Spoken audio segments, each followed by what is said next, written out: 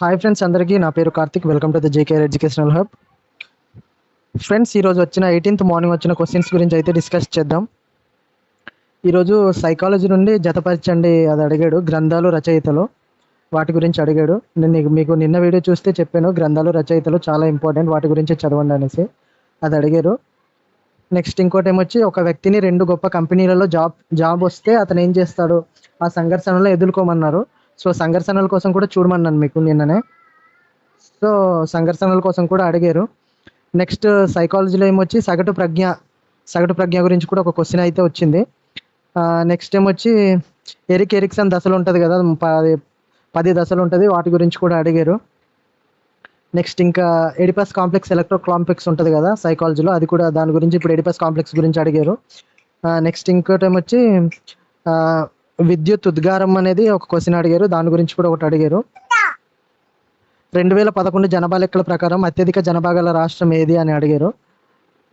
So ఆ question అడిగారు.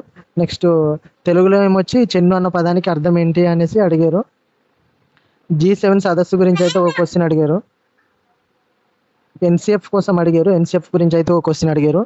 Next surgeon కమిటీలు, దాని గురించి అయితే సార్జన్ కమిటీల గురించి అయితే ఒక క్వశ్చన్ అయితే అడిగారు. దాని తర్వాత గిల్ఫర్డ్ గురించి ఒక క్వశ్చన్ అడిగారు.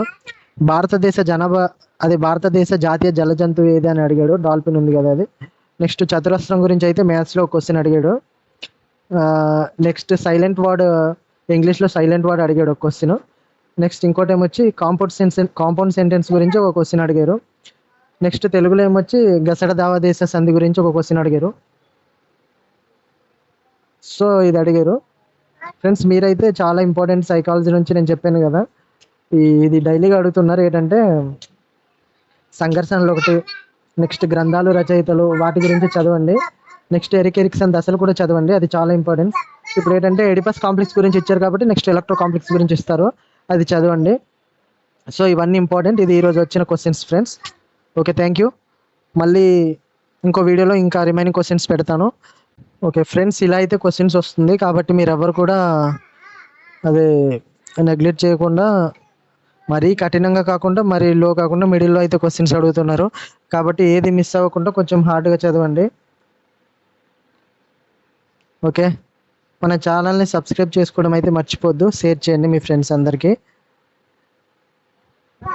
నెక్స్ట్ వీడియోలో మళ్ళీ మరికొన్ని క్వశ్చన్స్ అడుగుతాను. నెక్స్ట్ ఇంకా ఆఫ్టర్నూన్ సెషన్లో ఏమొచ్చింది ఇవన్నీ నైట్ పెడతాను. మన ఛానల్ ఎవరైనా సబ్స్క్రైబ్ చేసుకోకపోతే సబ్స్క్రైబ్ చేసుకోండి, లైక్ చేయండి, అలాగే మీ ఫ్రెండ్స్కి షేర్ చేయండి. Thank you very much.